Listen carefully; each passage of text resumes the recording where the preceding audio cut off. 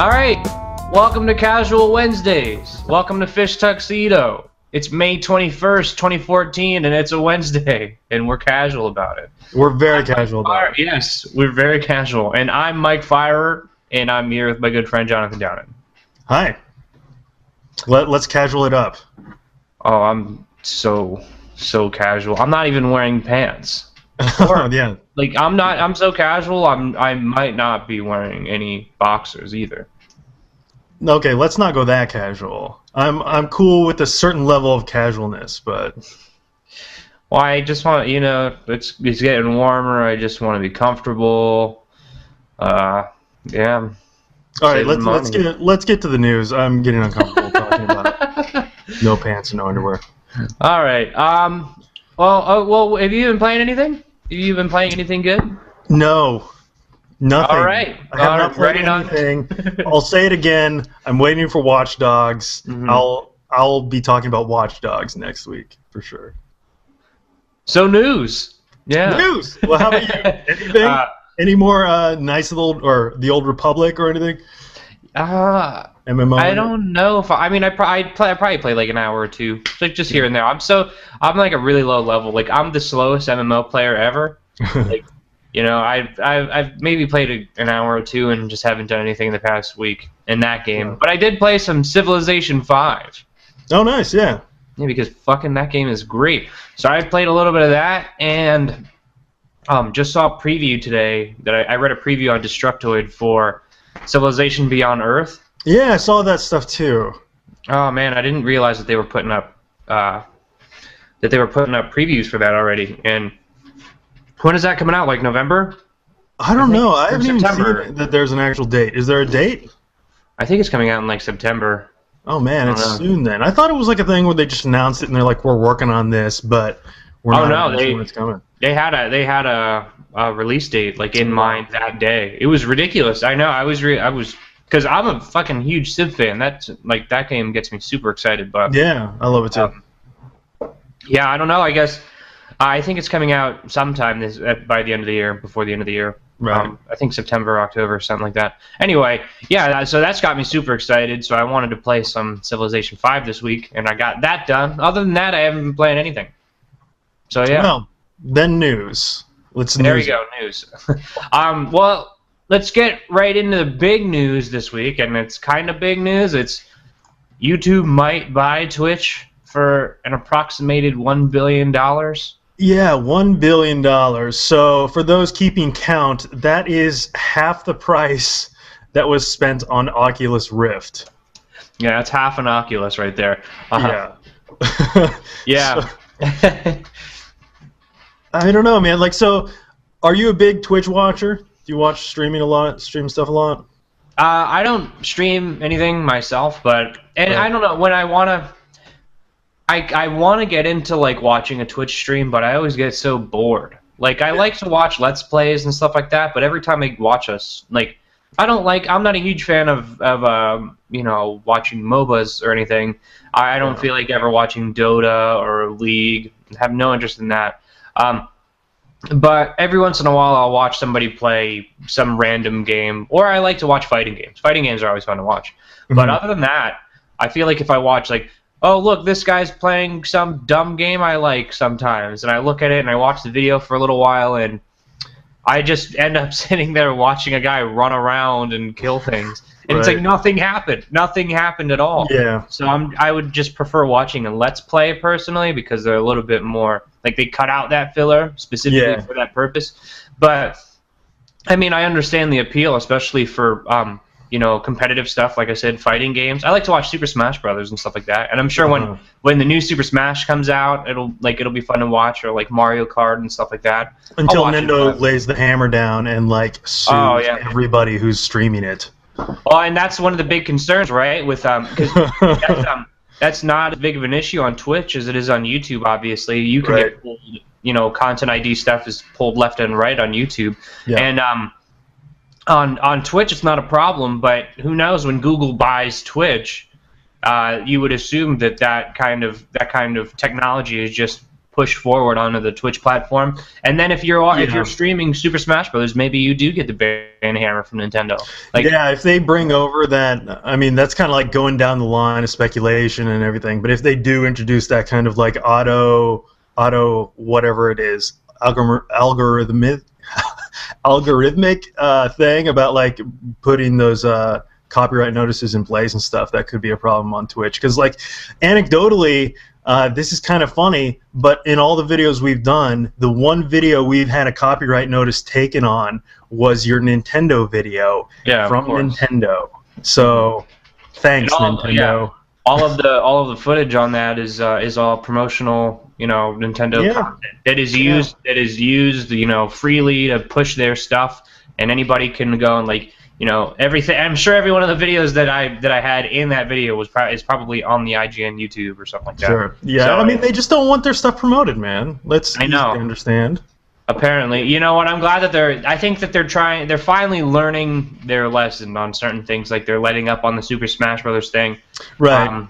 And I think this is, I don't know, like one of the big parts of that video. I won't harp on it too much, but what like Nintendo kind of like getting a little bit more contemporary and really focusing on modernizing certain franchises and pushing them into more of an online era.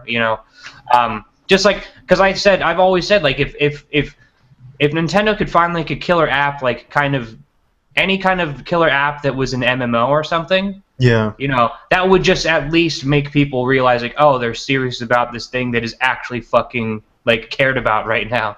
Have you seen any of the coverage about Mario Kart 8? Have you followed that stuff? Which is really weird because that game is, 2 weeks out? Yeah, it's weird. I guess they've done this kind of before where they kind of let reviews go out like a month early or something. It's really weird because the reviews are out for that, right? Oh yeah, and they're fucking glowing. Right. That game is right. That game's getting 9s and 10s left and right. And they've done that before, but that's a separate issue. But in Mario Kart 8, they are embracing some online stuff a bit more. They have like a video capturing thing in that where it'll capture highlights from like matches and like kind of like auto splice the stuff together into what they think is like a interesting video, and then like you can actually post it to your friends online within on Miiverse. Yeah, on Miiverse. So like, I mean, you can't view it from the web, like you can't view it from your computer. But if you're in the game, like you can see like your friends' video highlights and stuff like that. Oh, that's cool. So it seems like, they are doing making some tiny baby steps towards doing more online stuff. So yeah, who knows? But Twitch, man. Yeah. Oh yeah. We're getting a little bit far from the point, but I mean, I like, what I've heard from the reviews and stuff like that, and there's a bunch of Let's Players and stuff playing Mario Kart 8, and I'm really excited for Mario Kart 8, so I've been paying attention to that stuff. Yeah. And apparently the online stuff is really functional. Right.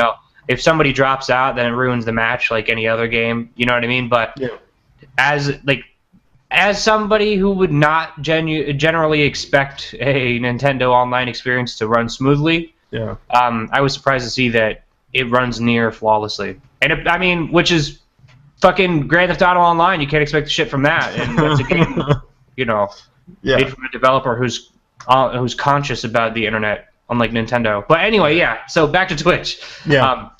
$1 billion is a lot of money. How do you think? Yeah, it's a lot of money. I only brought up the Oculus thing because like it seems like the is way higher than Oculus. Like that $2 billion is real crazy because it's betting on the future in a big way, and I feel like Twitch is already huge. Like it's by far the biggest like streaming outlet for gaming stuff, and there's tons of people on there, and it's only going to get bigger as this esports stuff continues to take off.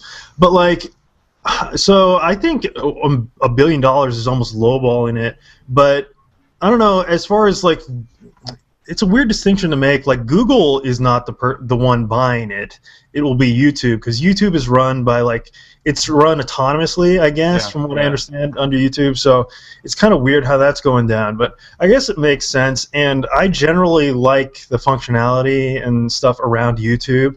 I know a lot of people who use YouTube a lot have a lot of complaints, and I have nitpicks too. But generally, I like the service quite a bit, and like I can always count on YouTube to run at some level of consistency for the most part. So I'm cool with that. Like, I'm not a huge streaming guy though. Like you, I've never streamed anything before.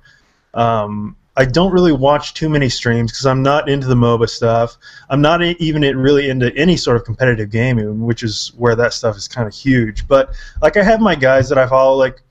Like I watch a fair amount of LPs, and when I was in the Minecraft stuff really hard, like I was watching streams of Minecraft from like my favorite LPers. These days, I basically just watch one person, and that's Jeff Green. Are you aware of Jeff Green? I think so. Yeah. He's Where's he from? He's the editor-in-chief, former editor-in-chief of like CGW magazine that became. Oh yeah. Like from the 1-Up days and stuff like that. Anyway, he just plays Dark Souls and Dark Souls 2, and he's the worst. He's terrible. He's like really bad at it, but he's super funny, and it's just fun to watch. I mean, that's like, those are games that I think I would never play, but I love watching them. Yeah, you have to have a pretty big sack on you to play Dark Souls and know that you're shit at it. Yeah, I mean, he's the best. That community is so horrible. Yeah. You know? And I'm sure there's going to be 1 or 2 people who really, really like Dark Souls that are watching this video. And if that's the case, you're a fucking horrible human being. The fucking worst.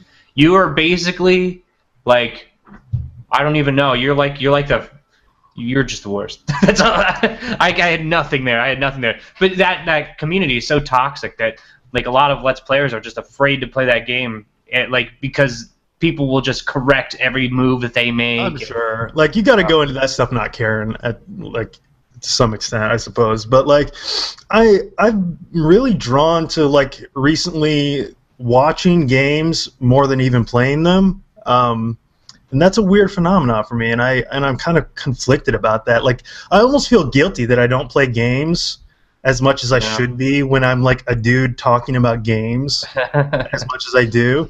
But I watch a lot of games being played in a way that 5 years ago I was playing all those games, and now I'm like playing like a third of those games and watching the other 2/3. Yeah. And I think a lot of people are doing that. Like, it's a lot more relaxing in a lot of cases when you've had a long day or something, just to sit down and watch a thing being played. You still kind of get most of the enjoyment out of it. I mean, depending on the type of game. If you're talking about like real skill-based stuff or like strategy stuff, like Civ or something, that's obviously something you want to like make the decisions turn by turn on. Yeah. But like that more actiony stuff, or I mean, you're watching for the personalities at some point too. So. Oh yeah, totally. Oh, and I mean, I like to watch basically any kind of sandbox survival game. You know, something that is like where there's a lot of emergent gameplay. Like, I'm not a huge fan of watching any story-based stuff that other people play. Yeah, I'm probably with you on that. I don't know that I've watched real heavy story-based stuff either. Yeah, because that doesn't seem like a fun way to absorb that. You know, like, if I want to watch story stuff, I don't want anybody to talk about it like while it's going. I just like, if I want to watch a playthrough of a game, I'll watch silently. Yeah, that's a really good point. Like, I never thought about that, but yeah, I wouldn't watch a real story-based thing because I don't want like people breaking the atmosphere of like scenes and stuff. Yeah. And that's the thing, is on my YouTube channel, I only ever played games that had a strong emphasis on personal world building. Like, you had a real effect on it, and like all the gameplay was totally emergent. Like stuff like Civilization 5 and XCOM and stuff like that. Like, I can walk away from those games and I have stories, you know what I mean, about, like, you don't play a Super Mario game and like, whoa, fuck that Goomba, dude. Like, that doesn't, it doesn't happen like in, when something ridiculous happens in XCOM, or like you beat the odds, and like same thing in like Minecraft or something, like when you die and you have to go and make a run all the way back into the cave and all that. It's like all those types of games offer these really, really unique experiences that you can tell stories about, which is why Minecraft became so huge. And I think that kind of sparked my interest in these types of games, like these. And I've always said, when you play XCOM, you have to play it with permadeath. And there's a lot of games that I play with permadeath just because, just for fun. It adds so much more permanence to the game, You know what you should do? You should you should get back into your Skyrim hardcore series. Yeah. You should totally do that. Like, I hear that all the time. Oh, you hear that all the time? Weird. Oh yeah, yeah. I hear that. I hear that pretty frequently. And like that, like for my YouTube channel, that's a fucking popular ass video. And all those videos are pretty popular for what I put out. But yeah, my rig is so totally bad. trolling you, man. I know. I know. Total pain in the ass, that series. So well, you know the thing about Let's Plays too is that a lot of like one of the, I think like wow, words, they just never happened right there. But one of the reasons why I watch a lot of Let's Plays now is because I don't have the Xbox One or PlayStation 4. You know, I watched a lot of Infamous Second Son when that came out. I pretty much watched the whole game because I knew I wasn't gonna get a PlayStation 4 in time to play that. I have a Wii U. I have a Wii U over here. I'm really excited to play Mario Kart and Super Smash Brothers and stuff. And Mario Kart comes with a free game, so I'll probably get Pikmin or something. But what? Wait, why? There's a promotion. There's a promotion that when you buy Mario Kart 8, you get a free game. It's either like in North America, like in Europe, it's loaded. Like you can pick from basically any game that's worth anything on the Wii U. In America, if you buy Mario Kart 8, you get you can pick from New Super Mario Brothers U, and I think what did I say? Pikmin 3. Yeah. Shit. The Wind Waker HD. I mean, that's pretty sweet. Good on Nintendo, man. Like, yeah. Well, they're trying to push this game. You know, they getting the reviews out early so that you know that this game is good. You're gonna watch these Let's Plays and be like, wow, that game looks really cool. I want to play it, and it got good reviews. You know what I mean? And then on top of that, you get a free game if you buy it within like the first week or two. And then, I mean, the game is digital. You know, you put in the code, but I mean, screw it. You know, I'm a guy who likes their physical games, but if you're gonna hand me a free digital one, then I won't argue with that. Sure. Especially games that have such a high pedigree, like Pikmin 3 and the Legend of like the Wind Waker HD. Yeah. And I think there was one other game too, but for North America. But I mean, like Europe gets they get to pick from like Wonderful 101 and like I think maybe even Super Mario 3D World, but just like really, really good games. Like basically the best games on the console are being offered. Yeah, I've heard these rumblings about Nintendo might have some hardware stuff to show at E3. Yeah. I mean, basically, there's no way I'm going to buy a Wii U at this point. So if they, I don't know, whatever, forget it. We'll talk about it later. Nintendo stuff. Well, I think that the Wii U is a great, like, I mean, nowadays, especially if the Xbox 360 and the PS3 are any indication, you don't have to have both, you know. Right. And I had both, and I had Wii and whatever, and eventually I'll probably get the PlayStation 4 and the Xbox One because fuck it. But I wouldn't get both of those before I owned one of those and a Nintendo console. You know, that sounds really dumb. You know, you want to talk about a console that is, you know, it like for the little amount of games that people will say that the Wii U has, like they have the highest pedigree. You know, they have the most Metacritic scores per capita, highest Metacritic per capita on the Wii U or any Nintendo console for that matter. If you're into their stuff, which, you know, that's up to you. But anyway, we've kind of gotten really far from the point. Yeah, anyway, Twitch, I mean, I think it's going to be an increasingly bigger deal, and I wouldn't mind YouTube kind of consolidating and taking over the streaming part of that equation as well. Like, I like YouTube, so. Yeah, well, it would be nice to have some kind of integration where you make a Twitch video, like you stream Twitch, and then it just automatically goes to your YouTube channel. Right. Having to download the Twitch video and then upload it to YouTube or whatever. Yeah. You know, that would be nice. And YouTube has their streaming options, but I mean, realistically, you want the Twitch audience to be able to get a hold of that too. Yeah, for sure. And then just real quick before, in the last few minutes before we head out, let's talk about Far Cry 4. Yeah, man, Far Cry 4. Did you play Far Cry 3? Oh, fuck yeah, I love that game. Oh, man, it was so good. Yeah, like, that game kind of blew me away. I think that was 2012. Yeah, I think so, too. Yeah, like 2 years ago. Yeah, I think that came out in, like, December, and, like, I got that, and I wasn't playing anything else at the time, and I just, like, immersed myself in that game. I'm pretty sure I 100%ed it, like, did everything you could do on those islands and stuff. But, man, all the pieces of Far Cry 2 came together in that game in a way that was wrapped in kind of like this weird, crazy story with the best character of all time, Boss. And it was just like, Oh man, this is amazing. I'm totally up for. I think the Far Cry series deserves to be like one of those AAA tent poles, and it seems like Ubisoft thinks so too. Now it's going to be up there with Assassin's Creed. It seems like. So. Oh yeah, and Far Cry 3 sold so well. You know, Yeah. it became. I mean, I think in the eyes of a lot of like people who are really entrenched in gaming, like Far Cry is a big name, and it has been since Far Cry 2.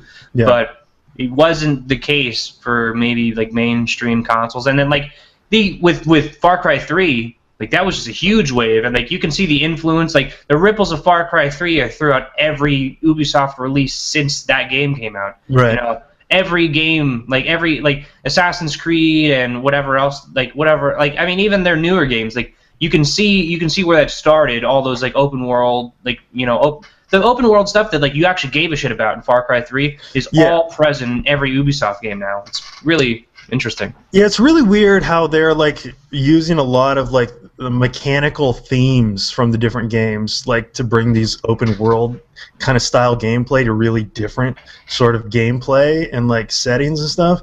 It's really weird, and I really am starting to love Ubisoft stuff in a really weird way. And like I think because of like Far Cry 3, and I enjoyed like Assassin's Creed 4 quite a bit, I think just like that permeating feeling of like liking that stuff is what has me really excited about Watch Dogs. Yeah. I really want to play that game. Like I'm waiting for next week in a big way. Yeah. Oh, is that next week? Yes, Holy next shit. week. Oh wow. Yeah. Holy shit, that is next week. Yeah. Wow. I can't wait to play that game. That game's gonna be awesome. Hopefully it'll. I mean, the recently news came out that ultra settings can be run on a mid-range PC. For Watch Dogs? Yeah. Huh. Either it is like really, really well optimized, or that game doesn't look that good.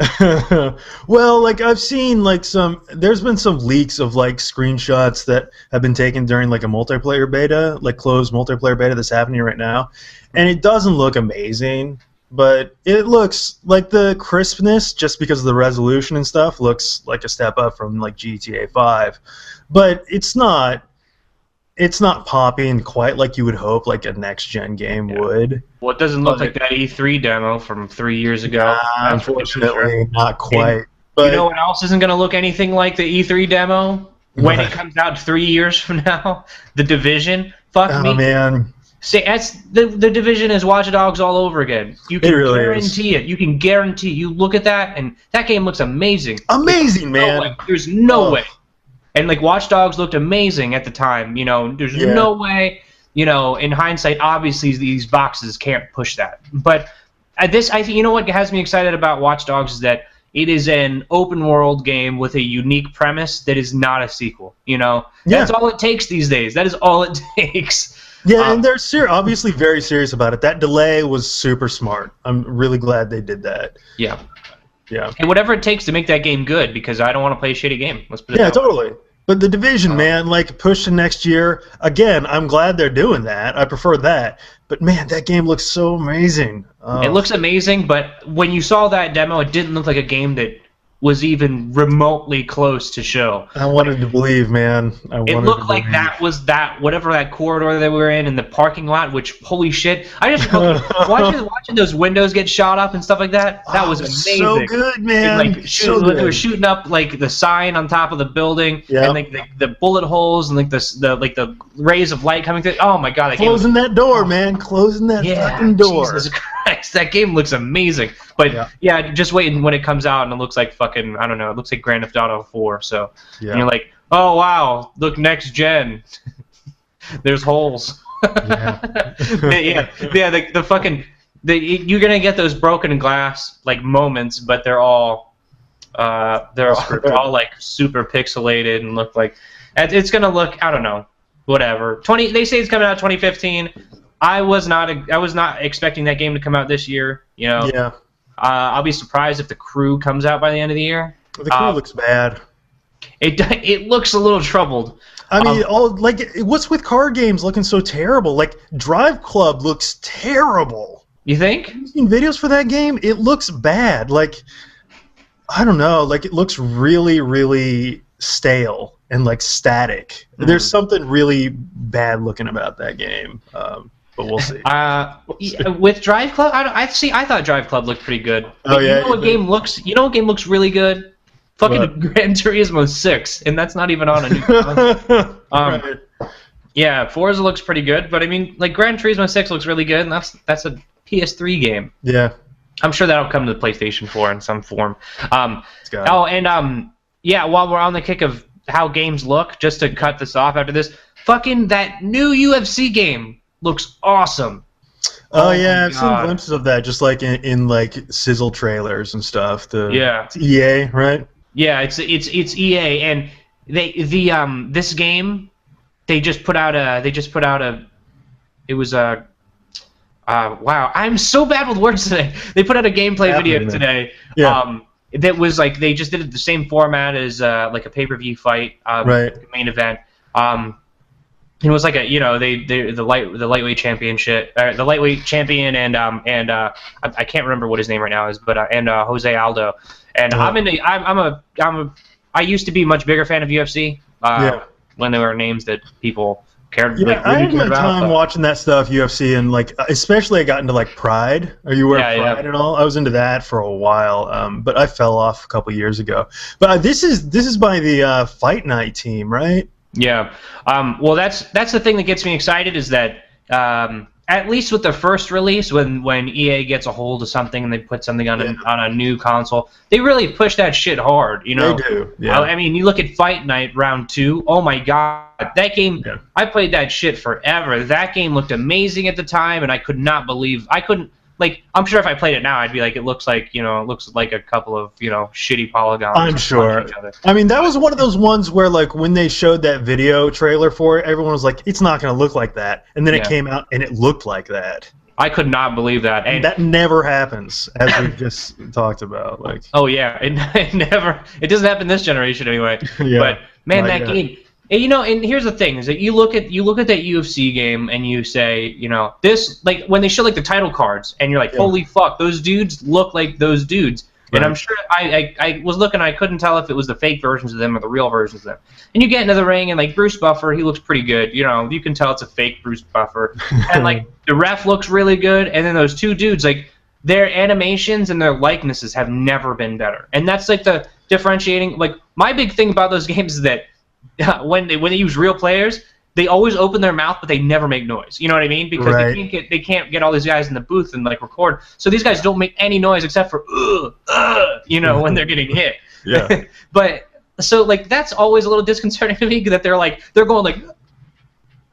And then it's just like no noise and all. It was And he's like.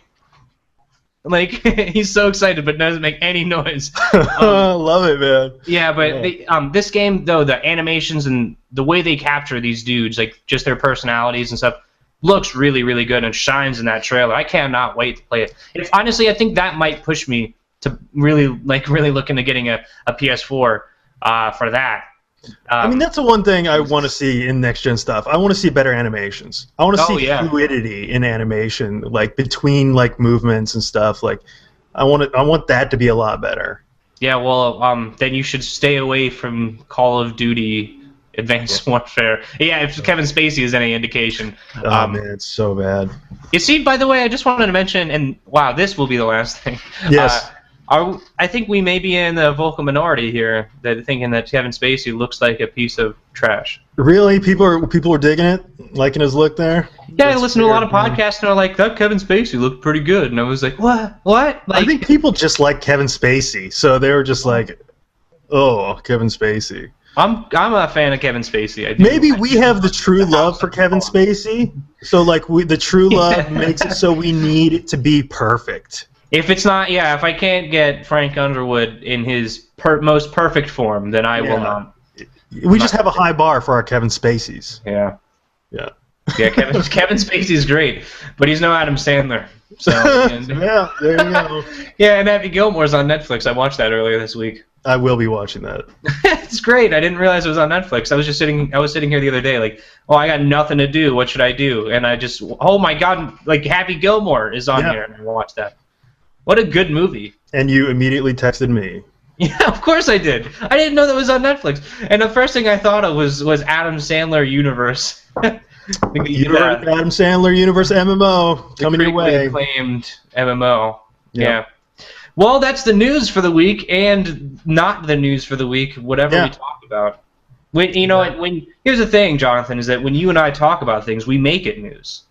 Yeah. Right. Yeah. Exactly. This will be showing up everywhere else. Everything we just talked about will be showing up on Kotaku, Joystick, GameSpot. Yeah, all the big outlets. Yeah. Gama Sutra. Oh yeah. Yeah. Of course. I do like me some Gama Sutra, but if they ever wrote a news article about us, I'd be like, wow, holy shit. Really just because, they're a pretty news-focused website. I could see it going on like a small blog if we tweeted about something dumb, like, look at this guy from Fish Tuxedo. All right, that's it, though, man. Yeah, all right, man. Very casual. Yeah, casual Wednesdays for May 24th, 2014. We'll put that one in the record books because this video is it's a world record for being the second most awesome video on the internet. All right, see you on YouTube. See you later, man. Echo side.